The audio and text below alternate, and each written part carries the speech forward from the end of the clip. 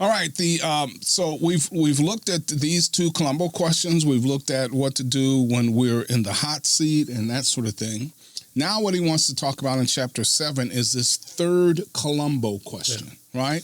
And the idea here is using questions to make a point. Using questions to make a point, right? Mm-hmm. That's his Chapter 7. The third use of Columbo takes us more on the offensive, yet in an inoffensive way. We ask a different kind of question, he says, sometimes called, notice, a leading question, right? So we ask a leading question. And so as the name suggests, leading questions take the other person in the direction that you want them to go. Right. And so sometimes your goal will be to defeat what you think is a bad argument or a flawed point of view.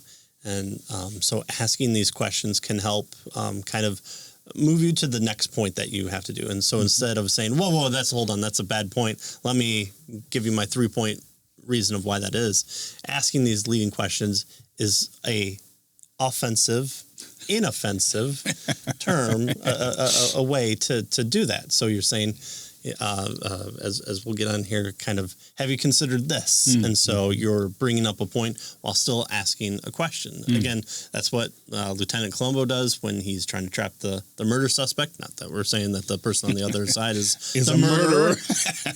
But if you've hated your brother, then you've committed murder. So, we're probably all murderers. We're probably all murderers there. And so we're utilizing the Columbo tactic to ask these questions to kind of reveal themselves of what they believe and where they might be falling into, because the murderer has a story, and so you're asking these questions so that they'll reveal the flaws, and they'll have to fall down into their confession, and it makes the story way better.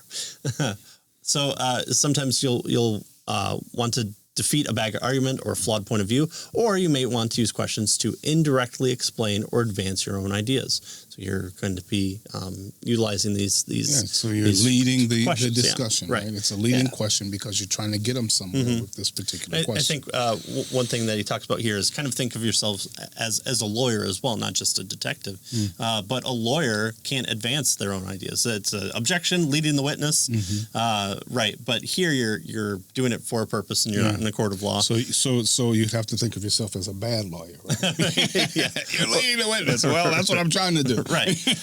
And I would think that all lawyers, if you're asking a question, you kind of know the answer that you want to get them towards. And so that's the whole point of your And boy, do objection. I want to go into some lawyer jokes, but I'll... right. Well, we're philosophers around here. So sometimes you'll set up the terms of conversation using questions to put you in a more beneficial position for your next move. So again, this isn't just, they've said this is the magic word, now pounce on it, destroyed, sunglasses come down, thug life, the Ben Shapiro theme plays or whatever it might be, and, you're out. Well, that's not the conversation you want to have.